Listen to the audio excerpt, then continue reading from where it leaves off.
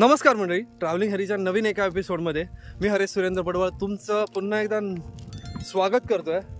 आजचा आपला हा व्हिडिओ असणार आहे इर्शाळगड. आपण ट्रेक करायला चाललो आहे त्याच्याबद्दल. मी चाललो आहे कारण मी एकटाच आलेलो आहे हा ट्रेक करायला. जसं आपल्याला माहिती आहे की पावसाळ्यात तिथे लँडस्लाईड झाली होती आणि पूर्ण तिकडचं गाव जो जमीनदोस्त झालेला होता. त्यानंतर जायचा इरादा होता पण त्यावेळी जायला मिळालं नाही. तर तुम्हाला पटकन सांगतो की इथे कसं यायचं.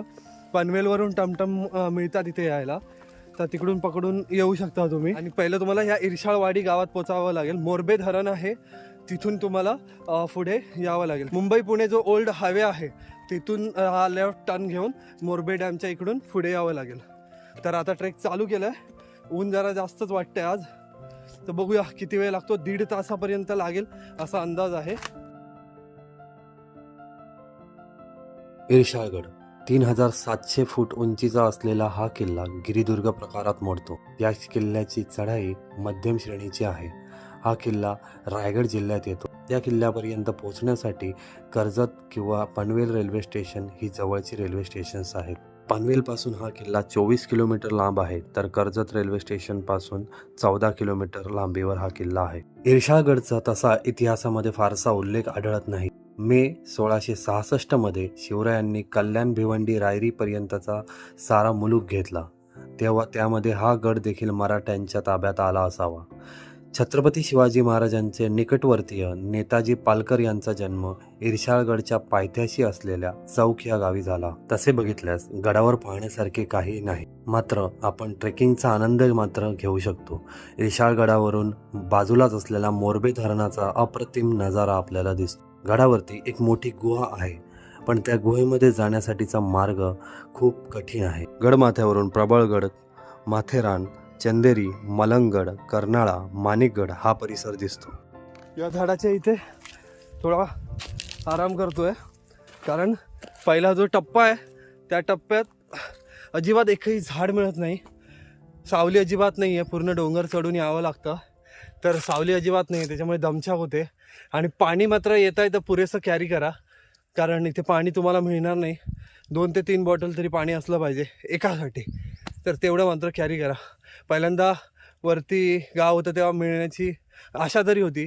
म्हणजे दुपारचा जर ट्रेक करताय तर एक गोष्ट लक्षात ठेवा, फुल हँडचं टी शर्ट घालून या. खूप जास्त ऊन आहे आणि एकही झाड वाटेत मिळत नाही.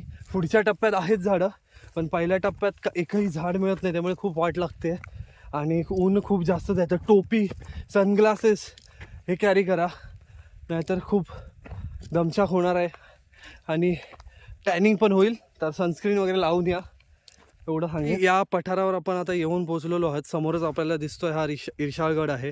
आणि हा जो पॅच बघताय तुम्ही इथे ह्या ठिकाणी दिसतंय, हे तर स्लाईड झालेला भाग आहे. ही जी पूर्ण दरी होती, ती दरड होती ती संपूर्ण कोसळली आणि या पूर्ण गावावर येऊन ते मोठं संकट जे उभं राहिलेलं, ते या ठिकाणी तो हादसा झालेला होता.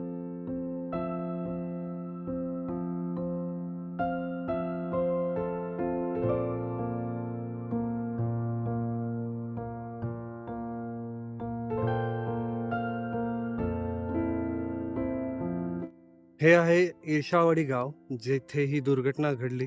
तर घरं वगैरे कशी बघा तुटलेली आहेत आणि पूर्ण ही दरड या घरांवर आली आहे.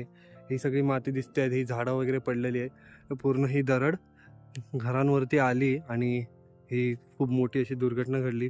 पुढे अजूनही काही घरं आहेत, तर ते तिकडे जात नाही. मागूनच वाट जाते, तर इकडून मी वरती जातो आहे किल्ल्याच्या ठिकाणी. किल्ल्यावर काही मंडळी दिसत आहेत, तर आता पटापट वरती जातो, नंतर मग कोणी नसेल. करवंदे कच्ची आहेत अजून, मस्त लागतात. आणि ह्यांचं लोणचं सुद्धा मस्त होतं. कापायचं आणि मीठ मसाला टाकून खायचं, खूप सुंदर लागतं. ट्राय करून बघा. आता मीठ मसाला तर नाही आमच्याकडे, तुम्ही घेऊन या नेक्स्ट टाइम. मंडळी येऊन पोचलो आहे. 90% आपला ट्रेक झाला. पीकवरती आलो आहे आपण आणि इर्शाळगड आला आहे दृष्टिक्षेपात. समोर बघू शकता, इथे पुढे ते नेडा आहे, तिथे आता आपण जाऊ. म्हणजे हा जो किल्ला आहे ना इर्शाळगड, हा काही आपली राज्याचा कारभार चालवण्यासाठी किंवा राजदरबार भरवण्यासाठी वगैरे नाही वापरला जायचा त्या काळी महाराजांच्या काळात. आणि महाराजांचं येणं जाणं पण असावं इथे असं मला वाटत नाही. की बरेच वेळा असे महाराष्ट्रातले काही किल्ले आहेत जसे की हा इर्शाळगड, हा टेहानी बुरुज म्हणून वापरला जायचा. जरा सावळीत थांबतो, ऊन जरा जास्तच आहे. टेहानी बुरुज म्हणून हा किल्ला वापरला जायचा. आणि इथून आजूबाजूच्या प्रदेशावर लक्ष ठेवला जायचा की कोण परकीय आक्रमण वगैरे होतंय का, यासाठी या किल्ल्याचा वापर केला जायचा.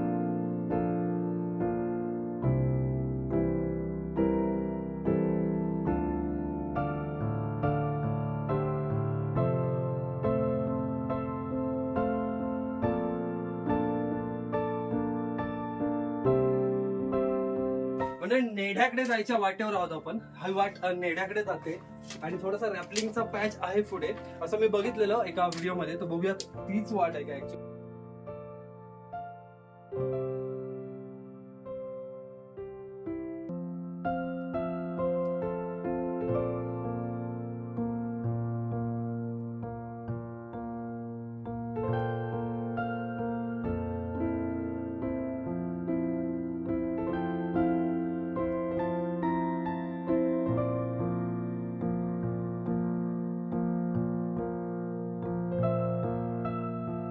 त्या ठिकाणी येऊन पोहोचलोय मंडळी. आणि हा जो स्तंभ दिसतोय ध्वजस्तंभ, तिथपर्यंतच मी आता जाणार आहे.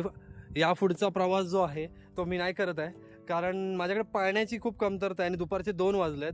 बरंच ऊन आहे, सूर्य अगदी डोक्यावर आहे आणि खूप जास्त ऊन लागतं. एक्झॉस्ट झालेलो आहे फुल आणि पाणी जास्त आणलं नव्हतं. आणि या ज्या झोपड्या आहेत, ही झोपडी म्हणजे ह्या गावकऱ्यांची दुकानं होती पहिल्यांदा, त्या पूर्णपणे बंद आहेत.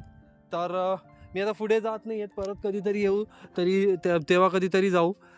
इकडून ही वाट आहे त्या लेफ्ट साईडने पुढे जायला. जास्त कोण यावेळी किल्ल्यावर पण आलेलं नाही आहेत, 1-2 जण वरती दिसत आहेत. आणि हा जो किल्ला आहे ना, तो हे जे लँडस्लाईड झाली त्याच्यानंतर सगळी घरं होती ते पुनर्वसन केलं गेलं त्यांचं. खालती जिथे बेस विलेज आहे एकदम खालती, तिथे त्यांना राहण्यासाठी जागा दिली आहे झोपडे वगैरे बांधून. आणि इथे कोणी त्याच्यामुळे जास्त फिरकत नाही. आणि बरेच दिवस ट्रेकिंगसाठी हा किल्ला बंदसुद्धा होता, पत्रे वगैरे लावलेले होते. आता काही मंडळी येतात, आता हळूहळू चालू होतो आहे, पण पूर्णपणे 100% असं चालू झालेलं नाही आहे. आणि स्टार्टिंगपासून इथपर्यंत काही आपल्याला सुविधा नाही आहे, लाईक पाणी पण मिळत नाही आणि काही खाण्यापिण्याचं सामान जसं मॅगी वगैरे काहीच इथे गावकरी नसल्यामुळे काही अपेक्षा पण नाही आहे ते मिळण्याची. तर परत कधीतरी येऊ आणि वरतीपर्यंत जाऊ. जेव्हा फुल फ्लेज हा किल्ला चालू होईल तेव्हा मी परत येईन. बघू, ग्रुपने आलेलं चांगलं आहे. आता येत आहे सध्याच्या काळात, तर ग्रुपने या. आजचा व्लॉग मंडळी इकडेच एंड करतोय. तर असाच एक नवीन टॉपिक घेऊन मंडळी पुढच्या व्लॉगमध्ये भेटूया. तोपर्यंत तुम्ही हसत राहा, एन्जॉय करत राहा, चिल करत राहा, कारण आयुष्य खूप सुंदर आहे. आणि हो, तुम्ही बाय बाय.